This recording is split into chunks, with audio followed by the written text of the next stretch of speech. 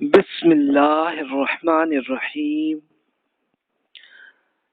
ہم لوگ امت مسلمہ کی دعوتی، علمی، فکری اور تہذیبی تاریخ کے تہذیبی عروج کے دور کی ہم سٹڈی کر رہے تھے، جس کا پیریڈ ہم نے یہی طے کیا تھا کہ 133 to 656 ہجری، یعنی عیسوی کیلنڈر میں لیں تو 750 to 1258۔ تو اس میں بہت سی ڈیٹیل سے ہم نے پہلے تو پولیٹیکل معاملات اور اس کے بعد پھر علمی اعتبار سے کیا کیا علوم مسلمانوں نے سیکھے اور کیسے پھر اس میں کیا کیا ایڈ کیا، تو وہ پوری ڈسکشن ہم کر رہے تھے۔ اور پھر لاسٹ لیکچر میں تصوف اور اس کی تحریک کی ڈیٹیل تھی جس میں ہم بات کر رہے تھے۔ تو آج اب ہم دیکھتے ہیں فرقے اور تحریکیں مزید جو اس پیریڈ میں مسلمانوں کے ہاں پیدا ہوئی۔ تو یہ ہمارا ٹاپک ہے آج۔ اس میں ظاہر ہے کہ ایک طویل ڈسکشن ہے، تو وہ ایک لیکچر میں تو نہیں ہوگا، اس کے لیے 3-4 لیکچرز تو بہرحال بنیں گے۔ تو ایک بار بس جسٹ وہ ٹائم لائن آپ دوبارہ یاد کر لیجئے۔ جب مسلمانوں کی بنو عباس کی خلافت 132 ہجری میں بنی تھی اور وہ سلسلہ رہا، لیکن پھر 246 ہجری سے ان کے ہاں زوال آیا جو 334 تک چلا، اور اس کے بعد تو پھر بہت ساری سلطنتیں مختلف علاقوں میں بن گئی تھیں۔ پھر بنو عباس کی خلافت میں پھر کچھ امپروومنٹ ہوئی تھی 575 ہجری میں، لیکن پھر 656 ہجری میں اس کا بالکل خاتمہ بھی ہو گیا، کہ جب یہ ہوا تھا کہ اسپیشلی منگولوں کے حملے کے نتیجے میں ایک بالکل تباہی ہو چکی تھی۔ لیکن پھر یہ ہوا، اس کا رزلٹ تو یہ ہوا کہ مسلمانوں کے الگ الگ ملک بن گئے جو آج بھی موجود ہے۔ تو یہ تو جسٹ ٹائم لائن ہے، اس کو تو آپ کو جسٹ ایک ریمائنڈر کے طور پر یہ ٹائم لائن کا کیا، تو اسی لحاظ سے مختلف جو فرقے اور تحریکیں بنی ہیں تو اس کے یہ ایک ٹائم لائن سے آپ کو جسٹ سمجھنے میں آسانی رہے گی۔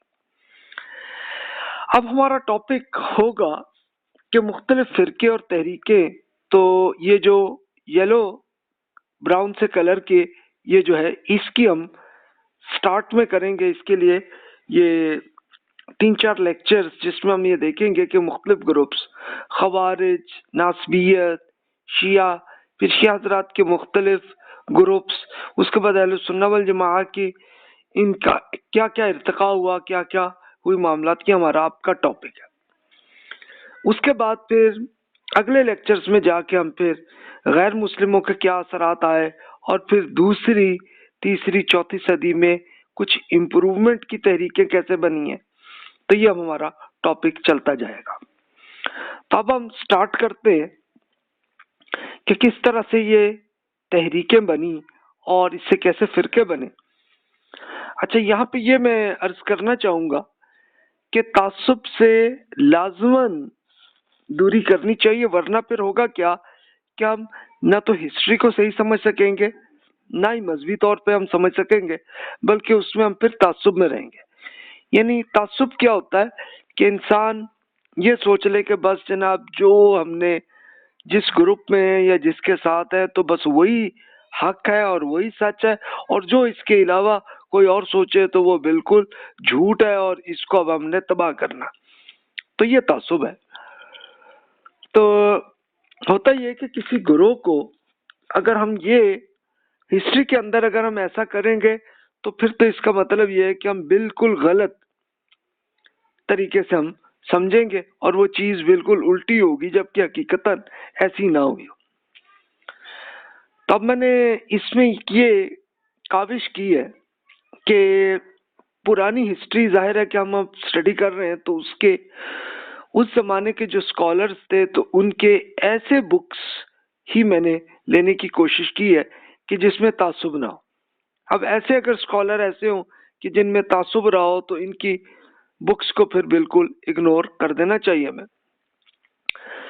اچھا، احترام کے ساتھ ہمیں اگر کسی سے بھی کوئی اختلاف ہو تو بڑی عزت کے ساتھ ہم کریں، اور اگر ہم سے غلطی ہو جائے تو ہمیں چاہیے کہ ہم سے جناب یہ معذرت کرتے ہوئے کہ یہ غلطی ہوئی ہے. تو یہ میں بھی کرتا ہوں کہ اب ظاہر ہے کہ مختلف گروہوں اور فرقوں کی ہم جب اسٹڈی کریں گے تو انہی اپنے ان بھائیوں سے ہم یہ ریکویسٹ کریں گے کہ جناب میری کاوش تو یہ ہے کہ پوری طرح آپ کا جو پوائنٹ آف ویو اور آپ کی جو ہسٹری جیسے رہی ہے ایگزیکٹلی ویسے ہی بیان کروں. اگر مجھ سے غلطی ہو تو میں معذرت کرتا ہوں اور مجھے بتا دیجیے تاکہ میں اسے ٹھیک کر لوں. اچھا، دینی اعتبار سے آپ کے ذہن میں بڑے سوالات ہوں گے تو اس کے لیے میں سمپلی یہ عرض کروں گا کہ کسی بھی اسکول آف تھاٹ، کوئی بھی فرقہ، کوئی بھی تحریک، ان کا جو بھی پوائنٹ آف ویو آپ کے سامنے آئے گا تو اب میں کسی پہ کوئی تنقید نہیں کروں گا، لیکن دینی اعتبار سے آپ کے جو بھی ذہن میں سوال ہیں تو آپ انہی اسکول آف تھاٹ کے پوائنٹ آف ویو کو آپ قرآن پاک کے ساتھ میچ کر لیں. اگر تو وہ میچ ہو رہا ہے تو پھر ٹھیک ہے، دیٹس گڈ، اور نہیں ہو رہا تو پھر آپ سمجھ لیجئے کہ یہ کوئی دین کا کوئی معاملہ ہی نہیں ہے. اچھا، اور پھر یہ بھی عرض کروں کہ تعصب کے بغیر اگر کوئی غیر دینی کوئی معاملہ کوئی ایسا آ رہا ہے آپ کے ذہن میں کوسچن، تو پھر آپ خود لاجیکلی اسے سوچ لیں اور پھر اس لحاظ سے آپ خود فیصلہ کر لیں. تو میں اس میں کسی کے معاملے میں کوئی تبصرہ نہیں کروں گا، بلکہ ان کا جو پوائنٹ آف ویو جیسا کہ ہے ایگزیکٹلی ویسا ہی وہ بیان کرنے کی کوشش کی ہے. تو یہ اب اگلے اس میں کرتے ہیں. تحریک کے معاملے میں ایک بار لیکچر میں ہم نے یہ ڈسکشن کی تھی کہ تحریک کیا ہوتی ہے، کیسے بنتی ہے.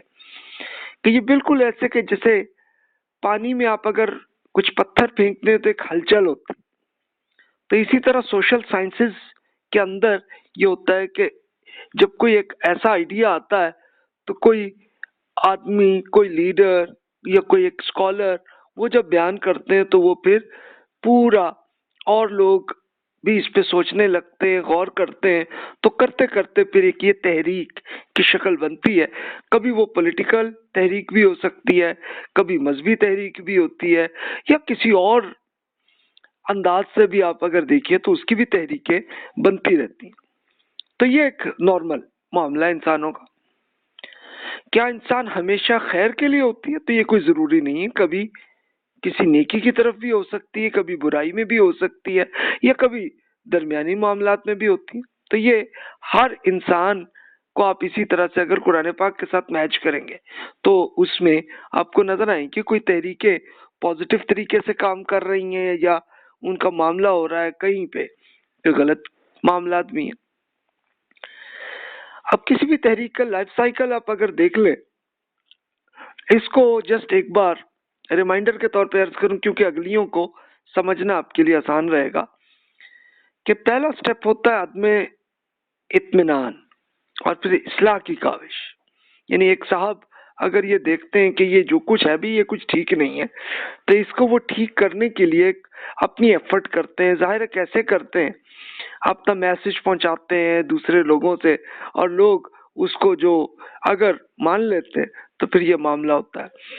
اس کے بعد سیکنڈ سٹیپ آتا ہے مذہبی یا سیاسی ہدف. یعنی اپنا ایک ٹارگٹ رکھ لیتے ہوتے ہیں کہ جناب یہ چیز ہم نے ٹھیک کرنی ہے، چاہے مذہبی ہو یا سیاسی ہو، جو بھی ہو. سیاسی تحریک کی ایگزامپل یہ ہو سکتی ہے کہ جیسے یہ دیکھا کہ جناب یہاں پہ اس ملک میں یہ معاملہ ٹھیک نہیں ہو رہا تو جناب ہم اب اس کے لیے یہاں پہ کچھ عدل صحیح طرح سے نہیں مل رہا تو اس کے لیے وہ پولیٹیکل پارٹی بنتی ہے اور وہ ایفرٹ کر رہے ہوتے ہیں. تو ایک یہ اس کو آپ ان کا ٹارگٹ کہہ لیں.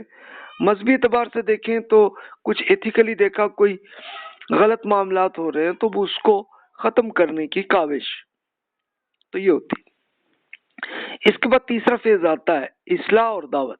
یعنی اب اس کے لیے اب جن صاحب کو آئیڈیا آیا یا جن لوگوں کو آیا تو وہ پھر اس کے لیے ایک ریفارمر موومنٹ بنتی ہے اور وہ پورا میسج اور دعوت پہنچانے لگتا ہے. اچھا، چوتھا سٹیپ کبھی یہ بھی ہو سکتا ہے کہ مخالفت اگر دوسرے لوگوں نے کی تو پھر ایک یہ شدت آتی ہے اور یہ پھر ایک مسئلے آنے پیدا ہوتے ہیں. یا اگر نہیں آئے اور لوگ مان گئے تو پھر ایک یہ عروج آنا شروع ہوتا ہے کہ ایک بالکل کلائمیکس کی صورت آ جاتی ہے. لیکن اگر مخالفت ہو تو پھر مخالفت میں پھر اگلا سٹیپ ہوتا ہے، کبھی یہ بھی ہوتا ہے کہ نیم مردہ ہونے کی صلاحیت ہو جاتی ہے ایک ایسی تحریک میں کہ جو یہ پورا آئیڈیاز لے کے آ رہے ہیں. تو نیم مردہ جس کو ہائبرنیٹ آپ کہیں، تو یہ اس طرح سے غائب ہو کر خاموشی سے اپنا معاملہ کرتے رہتے ہیں، اور پھر جب حالات بہتر ہوتے ہیں تو پھر سروائیول اپنی کرتے ہوئے اس کو دوبارہ امپروو کرنے کی کوشش کرتے ہیں. اچھا، اگر یہ ایسے معاملات ہو جائے تو تب تو ہو کے پھر وہ ایک اپنے عروج پہ وہ آ سکتی ہے وہ موومنٹ، یا پھر یہ تحریک کا بالکل زوال ہو کے ختم بھی ہو جاتا ہے. تو ہسٹری کے اندر آپ مختلف تحریکوں کی آپ اسٹڈی کریں گے تو آپ دیکھیں گے کہ کہیں پہ تو کوئی زوال ہو گئی، کوئی ہائبرنیٹ ہو گئی، کوئی ختم ہو گئی، اور کوئی جاری ہے. تو یہ سب سلسلے آپ کو نظر آئیں گے ہسٹری کے اندر. ایک یہ آپ وہی اسپیشلی اب ہم باغی تحریکوں سے ہی ہم سٹارٹ کر رہے ہیں، اور آپ نے پڑھا تھا تو وہی ایک آئیڈیا یہ سوشل سائنسز کے اندر ہی ہے کہ یہ تحریک اور تنظیم یا پارٹی میں کیا فرق ہوتا ہے. تو یہ آپ یاد رکھیے کہ تحریک کے لیے کوئی ایک باقاعدہ اکٹھے گروپس ہونے کی ضرورت نہیں ہوتی، لیکن پارٹی یا تنظیم تب بنتی ہے کہ لوگ مل کر اکٹھے ہوتے ہیں اور کسی کو اپنا امام یا اپنا لیڈر قرار دے کے پھر یہ معاملات کر رہے ہوتے ہیں. لائف سائیکل میں آپ نے دیکھا کہ یہ بالکل جیسے انسان جب پیدا ہوتا ہے تو ایک بچہ ہوتا ہے، پھر جوانی ہوتی ہے، پھر پختہ عمری جس میں وہ 30-40 ایئرس کی ایج آتی ہے، اس کے بعد پھر بڑھاپا اور موت ہوتی ہے. سیم تحریک کا معاملہ بھی ایسے ہی ہوتا ہے کہ بچپن کا پیریڈ اب دیکھیے تو وہی ہوتا ہے کہ جب وہ چند لوگوں کو آئیڈیا آیا اور وہ اب اس کو پھیلانے لگے، تو یہ بچپن ہوتا ہے. پھر جب کافی لوگ آ جاتے ہیں تو پھر یہ جوانی ہو جاتی ہے، اور پھر بہت بڑی تعداد ان کے ساتھ قائل ہو جائے تو تب یہ پختہ عمری کہ ایک بالکل اپنے لائف کے بالکل عروج کی حالت میں وہ آ جاتی ہے. لیکن آہستہ آہستہ تحریک بھی اس کا معاملہ بھی بڑھاپے کا ہوتا ہے، اور آہستہ آہستہ وہ ختم بھی ہوتی ہے. تو یہ ایک نیچرل معاملہ ہے کسی بھی تحریکوں کا.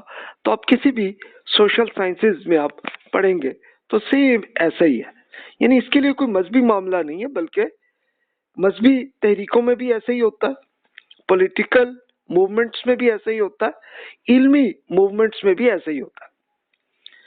اچھا جی، اب پھر ہوتا کیا ہے کہ حکومت پر اختلاف سے عموماً یہ شروع ہوتا ہے سلسلہ، پھر غلبہ کی خواہش ہوتی ہے. اب یہ باغی تحریک جو ہوتی ہے تو اس میں یہ معاملہ ایسا ہی ہوتا ہے کہ حکومت پہ اختلاف، پھر غلبہ کی خواہش ہو رہی ہوتی ہے، پھر نظام وقت کی تبدیلی کرنے کے لیے وہ کر رہے ہوتے ہیں ٹارگیٹ، اور راست اقدام یعنی ڈائریکٹ ایکشن کر لیتے ہیں، اور پھر اگر کامیاب ہو جائیں تو انقلاب ہوتا ہے، اور اگر ناکام ہوئے تو پھر ختم بھی ہو جاتی ہے یا ہائبرنیٹ ہو جاتی ہوتی ہے.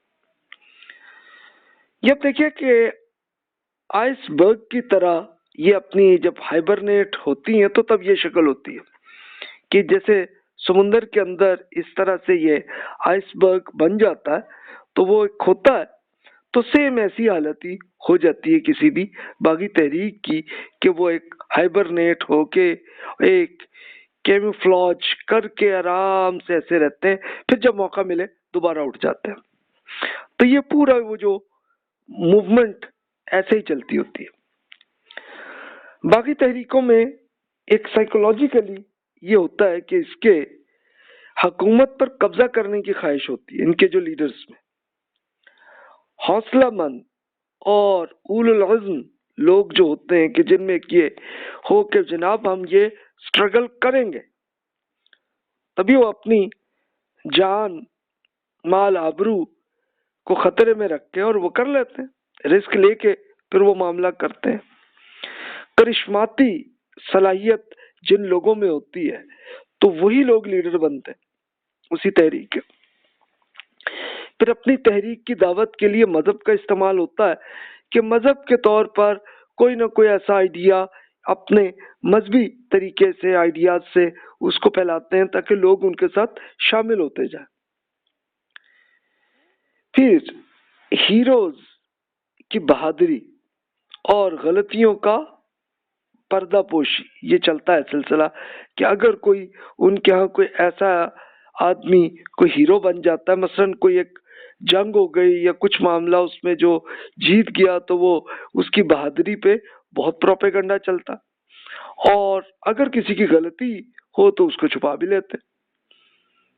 ایڈونچرزم یہ ہو تو تبھی معاملہ چلتا ہے نا۔ اور پھر مذہبی پروپیگنڈا کا استعمال ہوتا یہی ہے کہ تاکہ لوگ ان سے موٹیویٹ ہو کے ان کے ساتھ شامل ہوں۔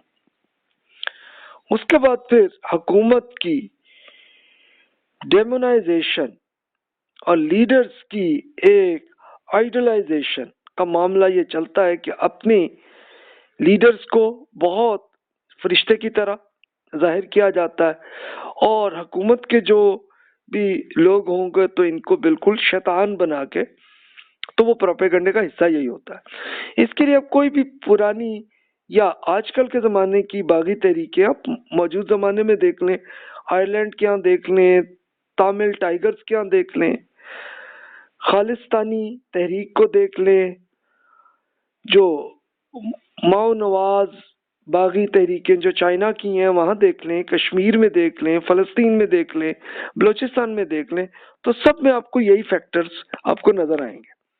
تو یہ صرف اس لیے یاد کرنے کی ضرورت یہ پڑی ہے کہ آپ جیسے ہی اب ہم جن مختلف فرقوں اور تحریکوں کی اسٹڈی کرنے لگے ہیں تو یہ ایک بار یہ پورا یاد آئے تو یہی چیز آپ کو نظر آئے گی اس میں۔ لیکن ہمارا ٹارگٹ یہی ہے کہ ہم کسی کا تعصب کسی پہ نہیں کریں، بلکہ ان کا جو پوائنٹ آف ویو اور جو اہم واقعات ہیں بس وہی ہم بات کریں۔